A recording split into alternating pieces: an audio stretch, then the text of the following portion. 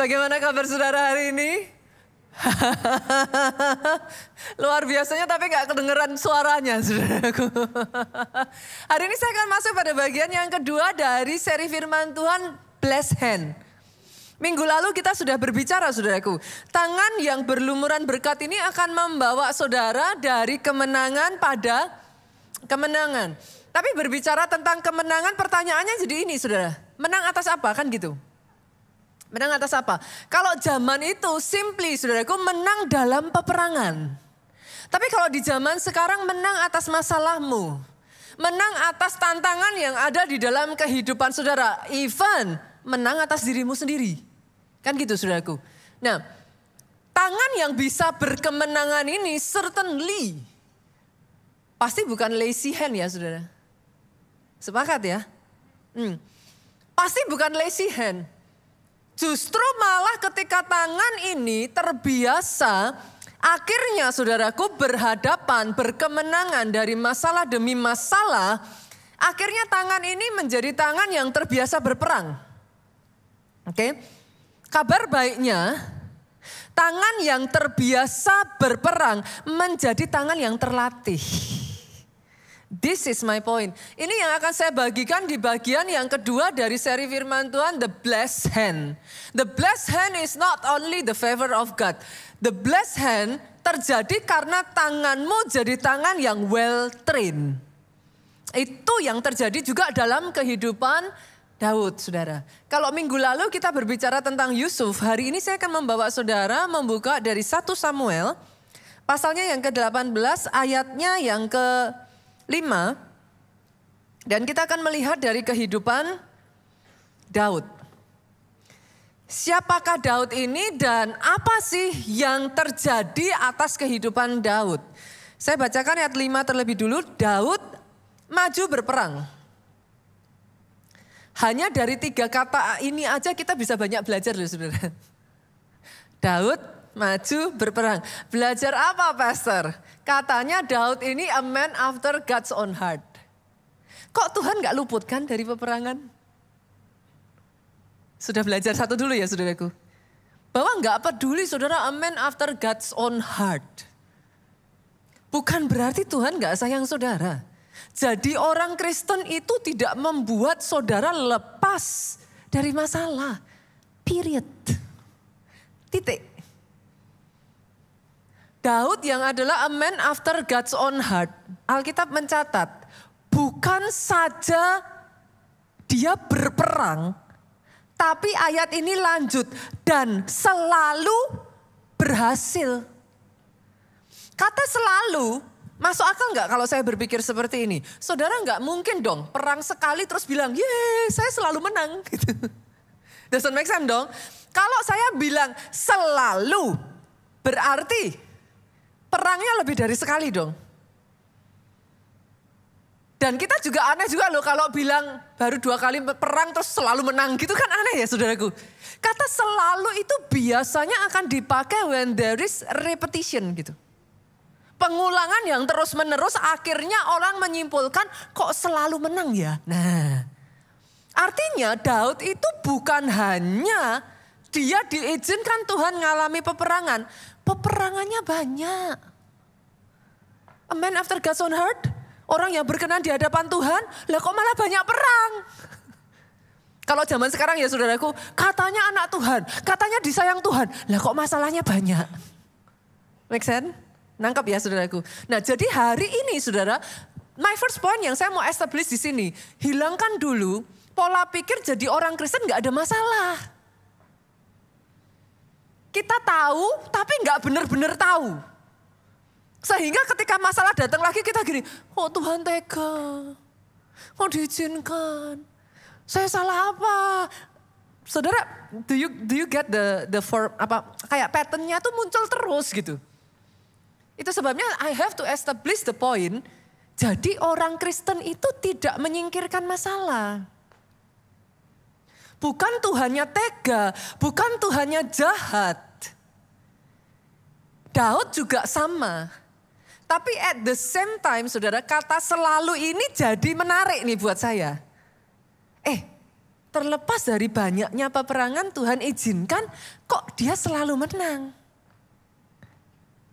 Saya ingin gantian nih menepis pola pikir sebagian orang yang mungkin sempat terbersit, jangan-jangan waktu Daud ngelawan Goliat, it's just a luck. Bisa jadi, masa sih sekali lempar langsung kena di dahi, Goliat jatuh, jangan-jangan kebetulan. Make sense ya saudaraku?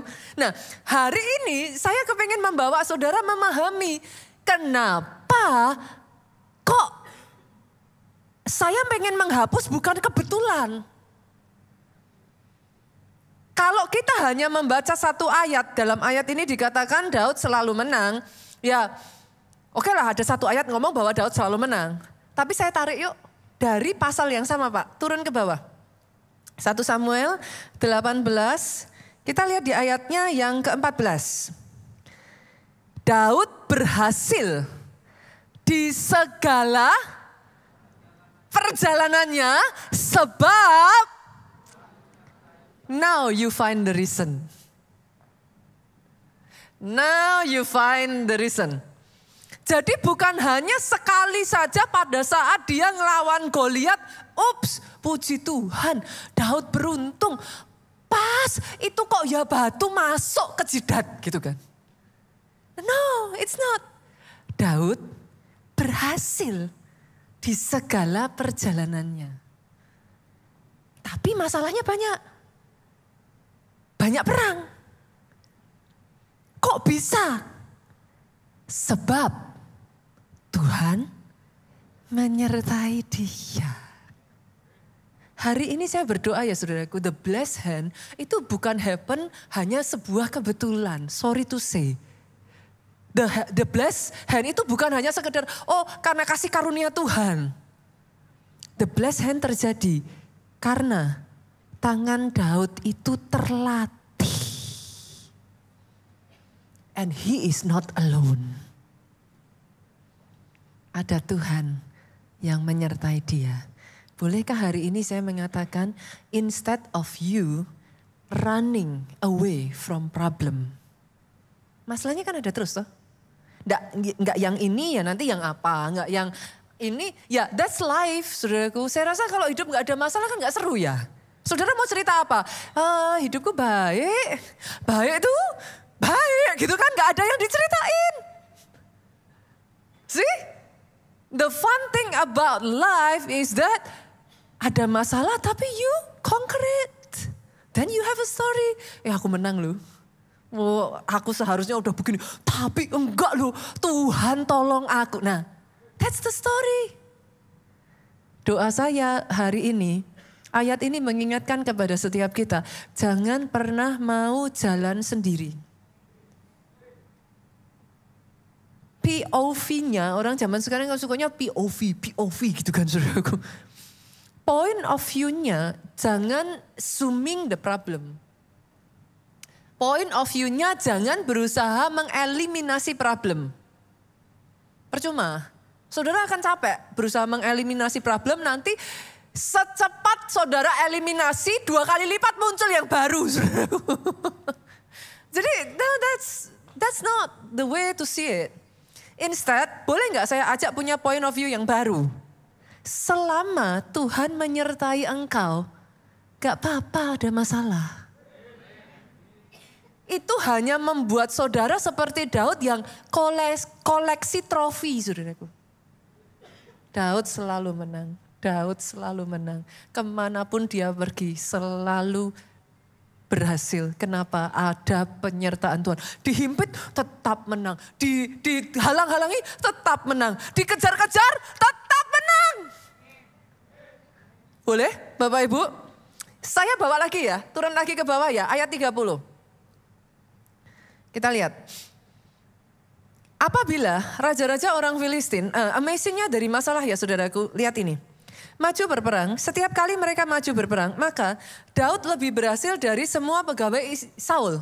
Nah, once again, ternyata masalah itu kalau dipandang dengan POV, point of view yang benar, yang terjadi ini.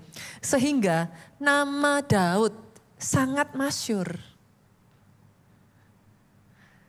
Orang lihat saudara ngalami masalah menang lagi, ngalami masalah didesak, ditekan, diinikan.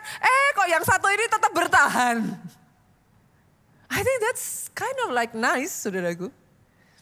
Instead of saudara menghindari masalah terus, apa nggak capek sih? Kemarin minggu saya di Solo saya ngomong, saudara di sini berapa banyak yang pecinta anjing? Boleh lambaikan tangan? Ada nih. Oke, saudara pernah lihat nggak sih anjing yang kalau ketemu orang yang takut sama anjing itu sikapnya kayak apa? Nah, kalau anjing ketemu orang yang takut anjing, ada nggak yang menjauh? Loh, dia akan justru menganggap ini cute. Semakin dibully, saudara. Dia akan semakin kejar, dia akan semakin gonggongin, takut-takutin. Padahal sebenarnya anjingnya kecil. Tapi karena orangnya takut, anjingnya semakin ngebully. Iblis juga sama. Exactly like that. Semakin saudara lari dari masalah, ya seperti itulah iblis. Dia akan terus mengintimidasi, menakut-nakuti, membuat saudara seolah-olah hidupnya kiamat. But that is not it. Selama Tuhan beserta dengan engkau, diizinkan mengalami, justru Dia mengangkat namamu masyhur di antara orang-orang sebayanya. Tadi kita sudah punya berapa bukti, saudara? 3 ya? Saya tambah boleh? Oke, yuk. Kita lompat yuk. Satu ini, kitab 2 Samuel. Pasal yang ke-8, pindah kitab ya, saudara. Ayatnya yang ke-6. Ayat ini ngomong gini. Kemudian Daud, tadi kita bicara orang Filistin. Di antara orang Israel sendiri, terus orang Filistin, sekarang lanjut nih. Kemudian Daud menempatkan pasukan-pasukan pendudukan di daerah orang Aram. Sekarang orang siapa, saudaraku? Aram. Dari Damsyik. Orang Aram itu takluk kepada Daud dan harus mempersembahkan upeti. Tuhan, baca sama-sama dengan suara keras, memberi kemenangan kepada Daud kemanapun ia. Sampai di sini udah setuju belum dengan saya? Kalau waktu lempar batu ke Goliat itu bukan kebetulan. Saya tambahkan satu lagi ya. Oke, turun sedikit lagi. Ayatnya yang ke-14. Kalau tadi Filistin di antara bangsa Israel, terus bangsa Aram. Sekarang Edom. Lalu ia menempatkan pasukan-pasukan pendudukan di Edom, di seluruh Edom. Ditempatkannya pasukan-pasukan pendudukan sehingga seluruh Edom diperbudak oleh Daud. Tuhan, sekali lagi dengan suara keras, memberi kemenangan kepada Daud. Seal ya, fix ya. Bukan kebetulan. He is well trained. Daud punya tangan yang terlatih, saudaraku. Dan karena itulah kemanapun dia pergi, again and again, penyertaan Tuhan itu membuat kemenangan demi kemenangan. Berapa banyak dari saudara yang penasaran, apa rahasianya Daud? Kan gitu, saudara. Pastor, saya juga mau. Kalau masalahnya banyak sih sama. Tapi masalahnya saya belum kayak Daud. Kemanapun pergi berkemenangan. Kok saya kalah terus? Nah, rahasianya Daud itu apa? Pastor, kita buka ya. Penasaran gak, saudaraku? Boleh ya? Kita lihat 2 Samuel. Masih di Samuel, pasalnya yang ke-22, ayatnya yang ke-33 sampai 35.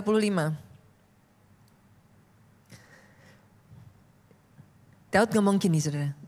Inside di dalam 3 ayat ini ada rahasia Daud. Allah, dia memulai dengan ngomong gini.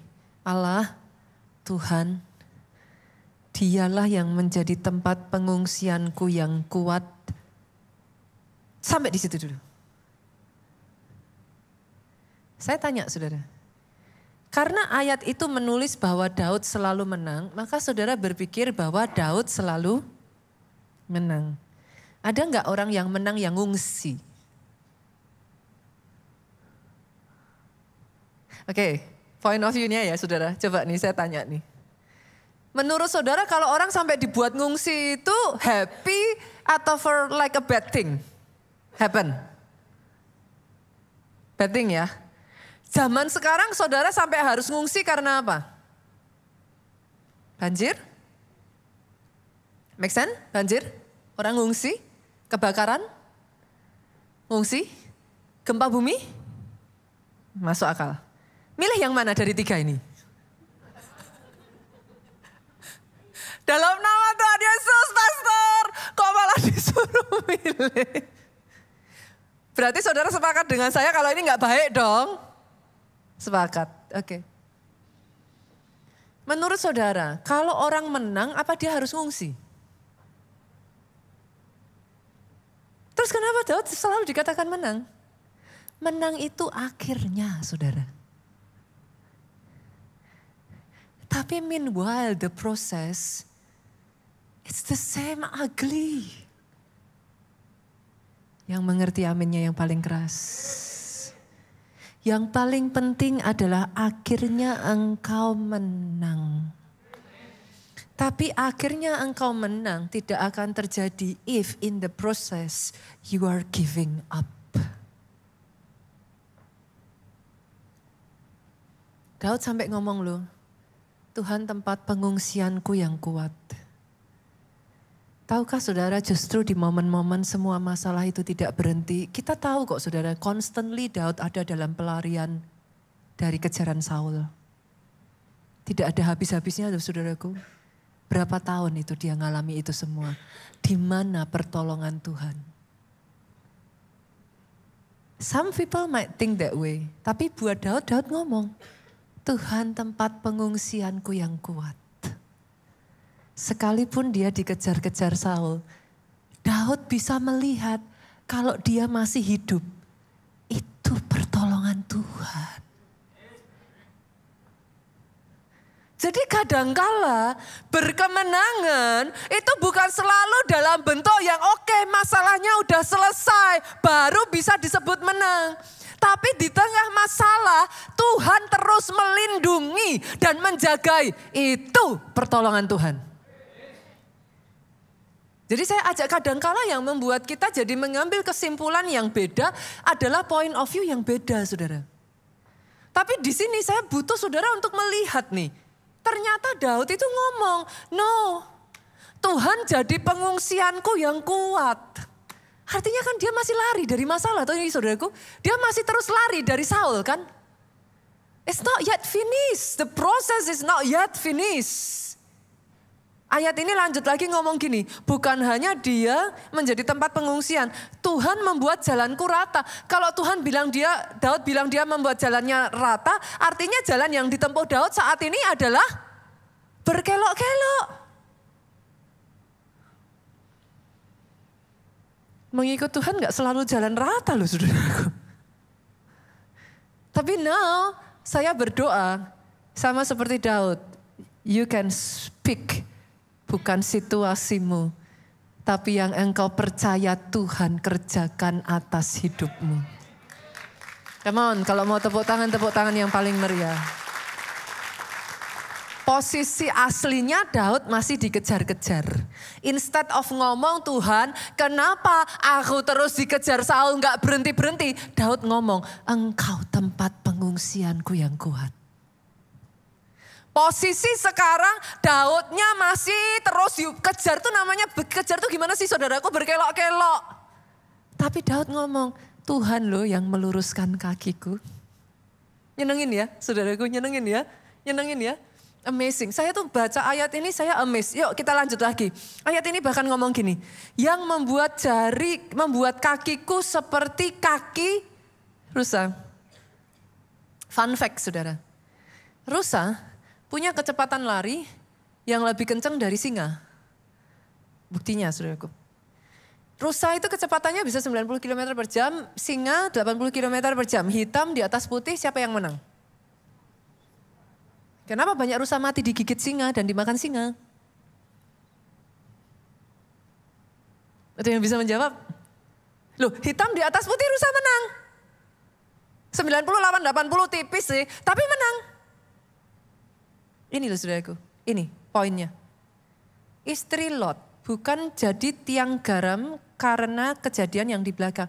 Istri Lot disuruh jangan lihat ke belakang supaya nggak jadi tiang garam. Kalau kita bisa memfokuskan mata kita terus tertuju ke depan, maka kita tidak akan menjadi tiang garam. Kalau rusa fokus aja lari, mengejar ke depan, gak ada singa yang bisa menangkap mereka. Masalahnya adalah sambil lari, rusanya gini. That's the fact. Banyak orang bukan dikalahkan oleh musuhnya, tapi dikalahkan oleh bayang-bayang masa lalunya sendiri.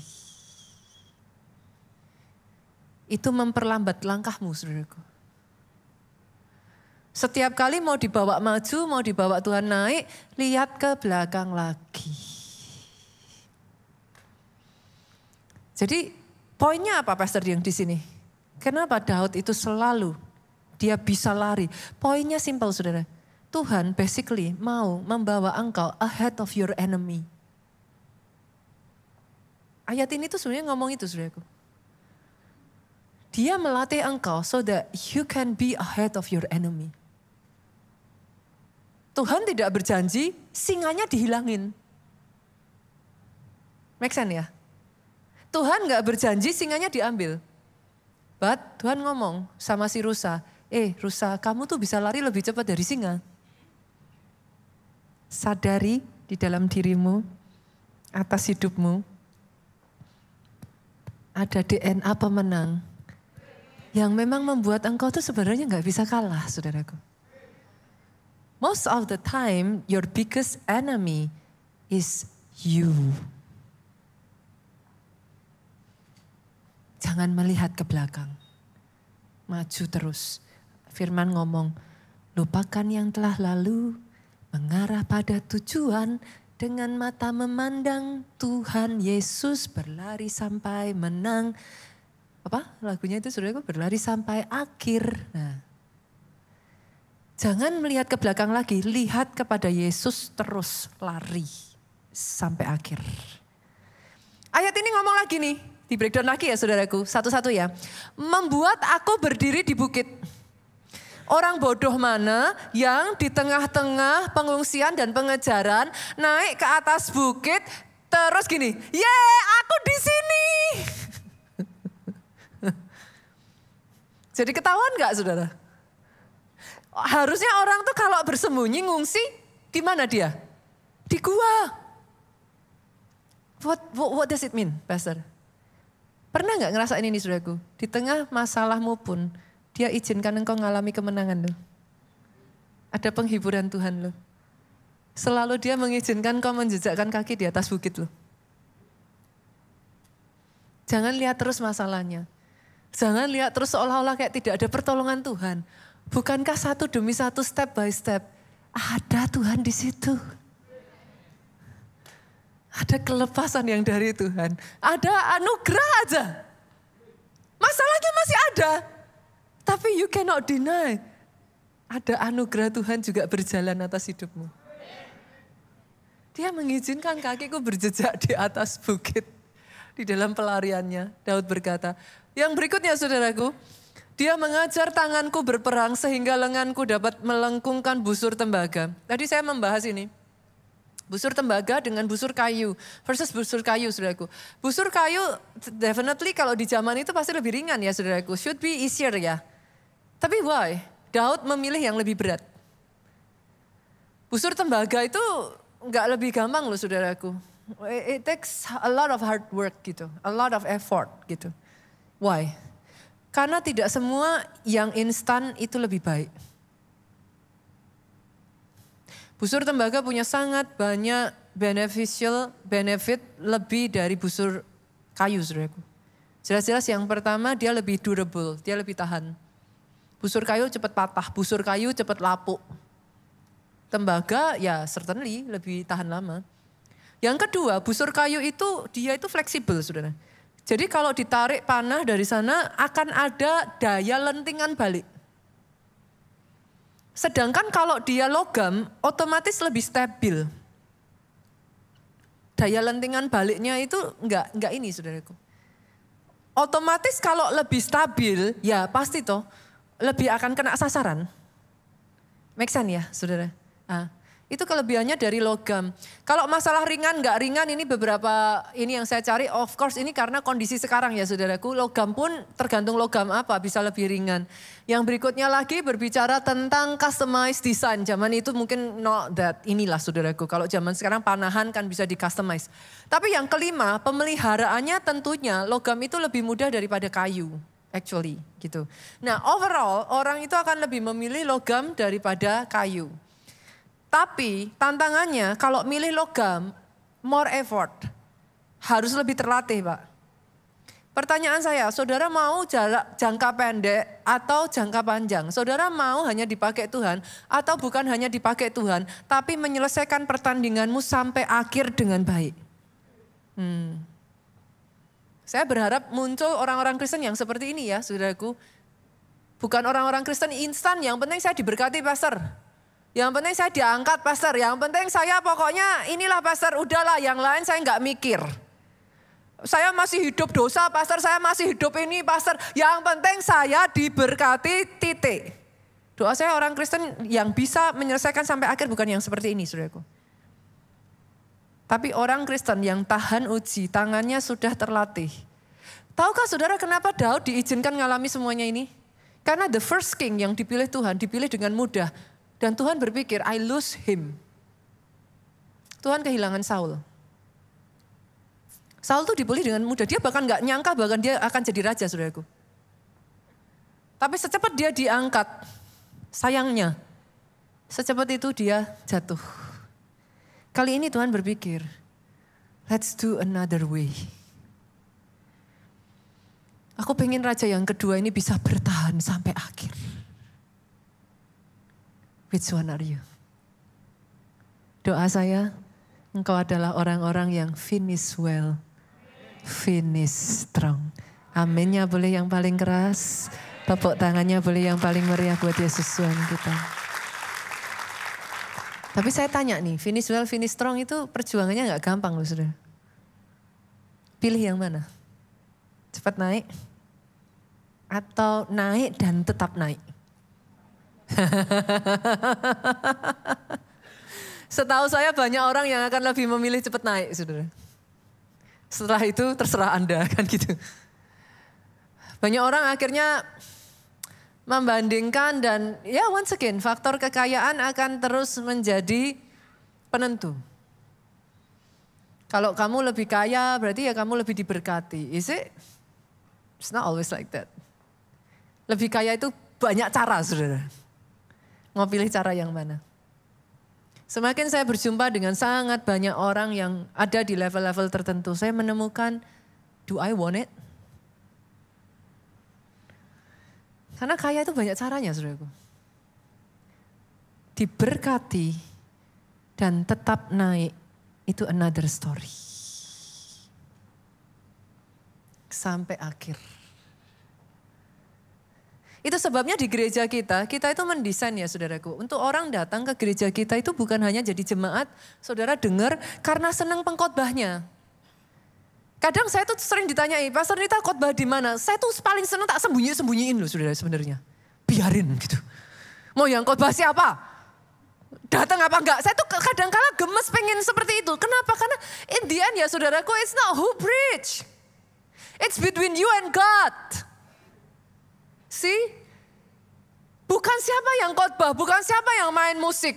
Bukan gerejanya bagus atau enggak. Kalau kita enggak hati-hati, kita tuh bisa create customer loh. Loh, think about what I say. Saudara duduk, terus saudara bandingin dengan toko sebelah. Oh, toko sebelah ada ininya, yang di sini enggak ada. Kayaknya toko sebelah deh. Nanti habis dari toko sebelah, saudara pergi ke sebelahnya lagi. Oh, toko sebelahnya lagi ada ininya. Kayaknya toko sebelah lagi deh. Saya berdoa ya, you do not become a customer. Karena yang saya tahu ya, amanat agung Tuhan ngomong, jadikan semua bangsa murid. Customer itu kalau nggak suka dibuang. Saya tanya, ada di sini yang gak suka sekolah? Gak sekolah dibiarin orang tuanya? Gak suka, pokoknya aku gak mau sekolah. Terus orang tuanya bilang, gak apa-apa nak, gak apa-apa. Mungkin sekolahnya gak ada AC-nya. Mungkin gurunya kurang ini nak. Ya nak, kita cari sekolah baru nak. Nanti cari sekolah baru lagi anaknya bilang, olahraganya terlalu keras. Capek. Oh ya gak apa-apa nak, gak apa-apa. Kita cari sekolah baru lagi nak. Oh di sekolah yang baru ini gak enak. Ruangan makannya, kantinnya gak lengkap. Oh ya nak, ya gak apa-apa nak. Ya nak, kita cari sekolah yang baru lagi. Ada yang seperti itu Bapak Ibu? Halo? Saya rasa kita butuh lebih banyak murid nih saudaraku. Yang sepakat katakan amin. Itu sebabnya di gereja kita mengenal yang namanya skema perjalanan rohani, SPR. Apa itu skema perjalanan rohani, Pastor? Saudara bukan hanya diharap menjadi orang Kristen yang penting gerejanya besar, yang penting banyak, yang penting ini, yang penting itu. No, to be honest that's not what I aim. Saya percaya bahwa gereja menjadi besar itu adalah satu panggilan ya saudaraku. I think gimana kalau gereja jadi kecil? No, it has to be big. Kita kan harus menyelamatkan jiwa-jiwa. Tapi apakah hanya besar? Besar harus disertai dengan kuat loh. Itu sebabnya saudara gak bisa hanya datang terus enjoy. Yang penting saya suka pembicaranya pastor. Nanti besok saya ganti lagi. Yang penting saya suka pembicaranya. Nanti kalau saya gak suka lagi sama pembicara itu, saya ganti lagi. That's not it. Inside of the church, there is a vision. Gereja itu masing-masing punya visi yang Tuhan beri loh. Do not just be a part of the vision, embrace the vision. Kalau saudara cuma jadi part of the vision, besok lagi saudara berpikir, oops sorry, it's not my vision anymore. Bye-bye.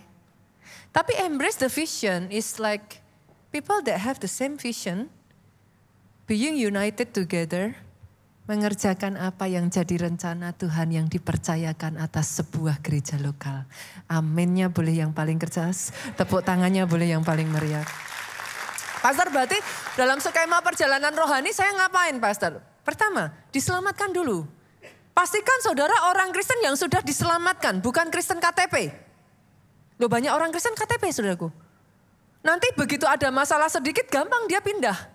Kan KTP. KTP kan gampang saudara, tinggal ganti kan, dihapus. Hari ini saudara Kristen, besok-besok, I don't know. Itu sebabnya pastikan engkau jadi orang Kristen dan diselamatkan. Tapi yang kedua setelah diselamatkan, boleh dibaptis saudara.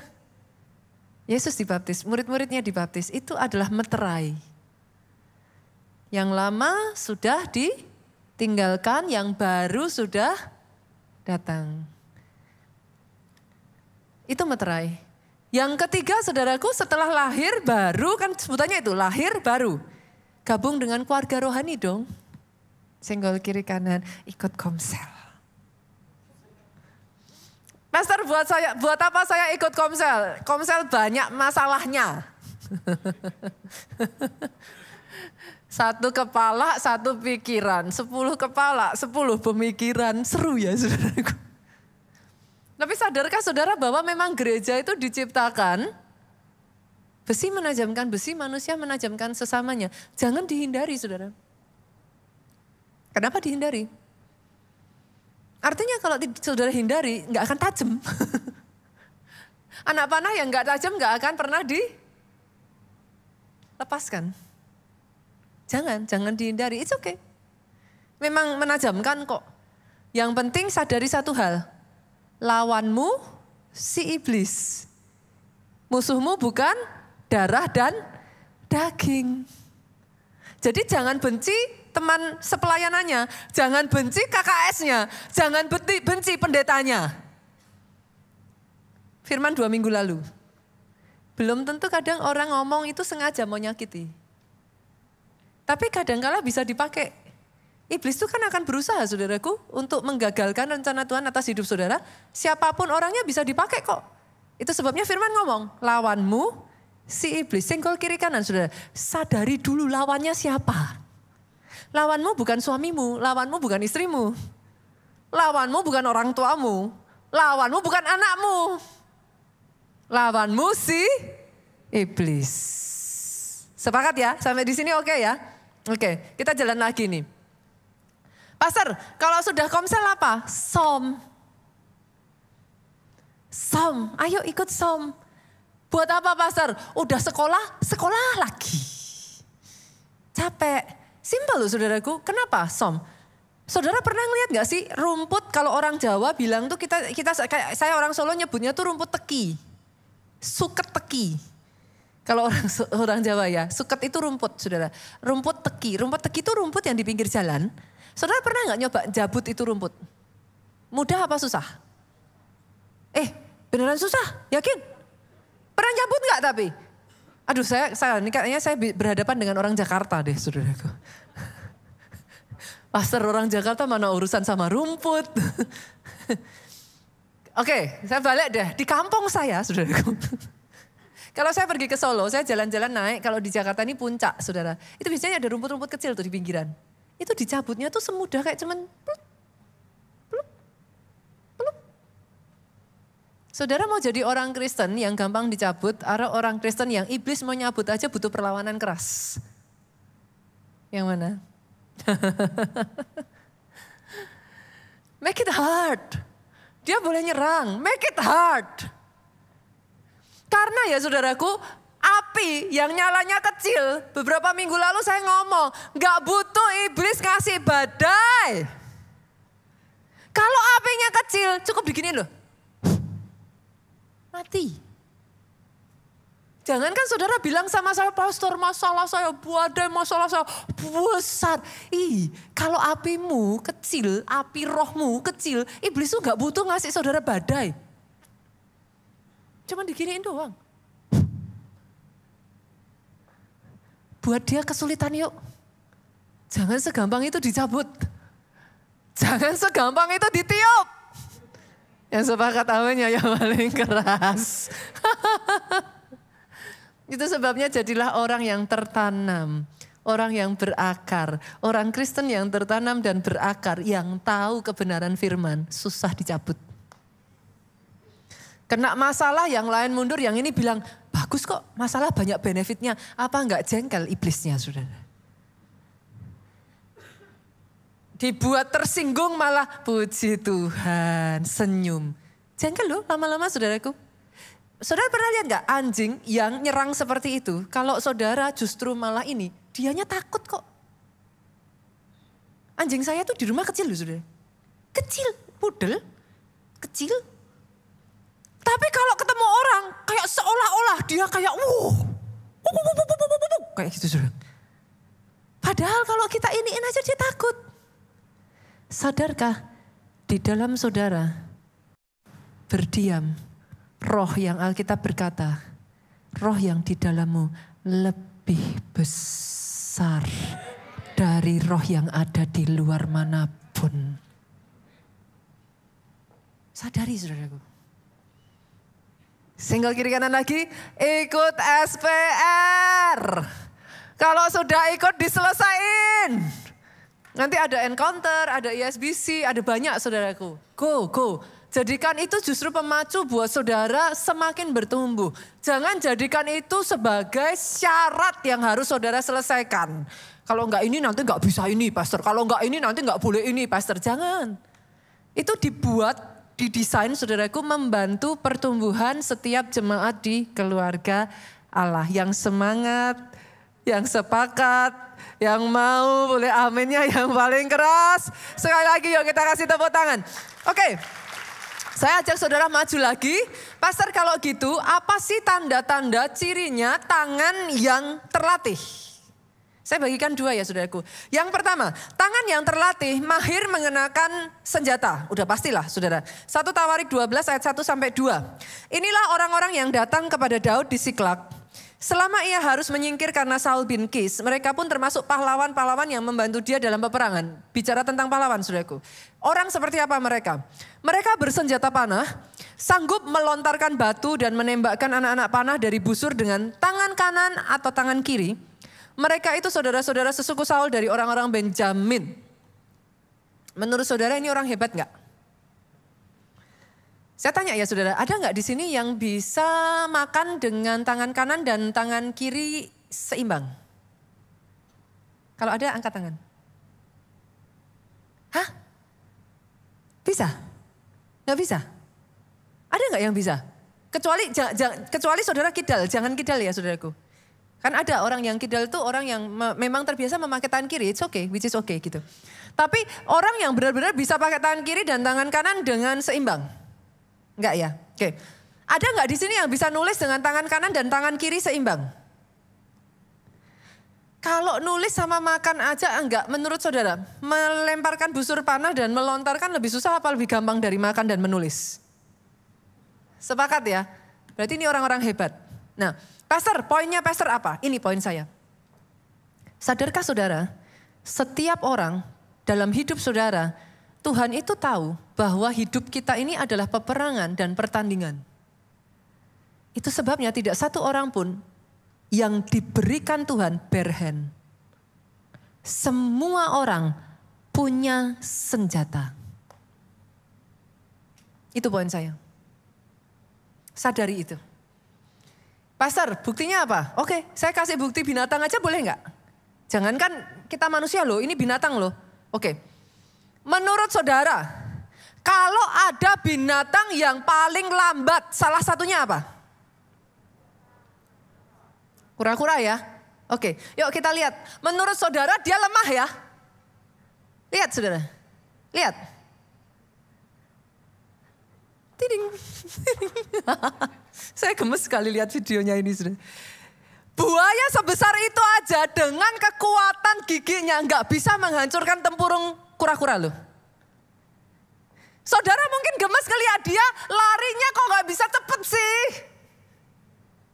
Bukankah suami istri seringnya begitu? Yang satu sandal kanan, yang satu sandal kiri. Istrimu mungkin boleh gak bisa lari cepat, tapi dia punya kekuatan yang lain. Aminnya boleh yang paling keras. Setiap orang diberikan Tuhan kekurangan dan kelebihan. Sadari itu. Pasti ada senjatanya. Kura-kura mungkin gak bisa lari cepat, tapi dia punya tempurung yang gak bisa dikeras dengan begitu mudah. Mau lihat lagi saudara? Yuk kita lihat yuk video yang berikutnya. Landak dengan singa, lihat.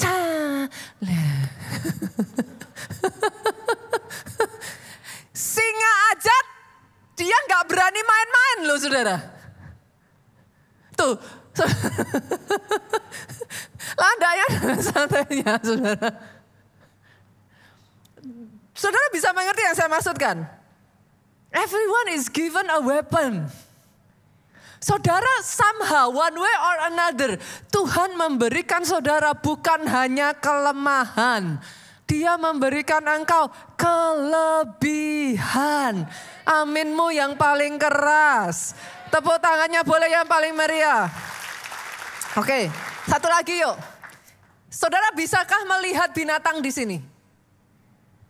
Ting ting. Bisa ngelihat binatang nggak? Coba, yuk lanjut ke gambar berikutnya. Ting ting.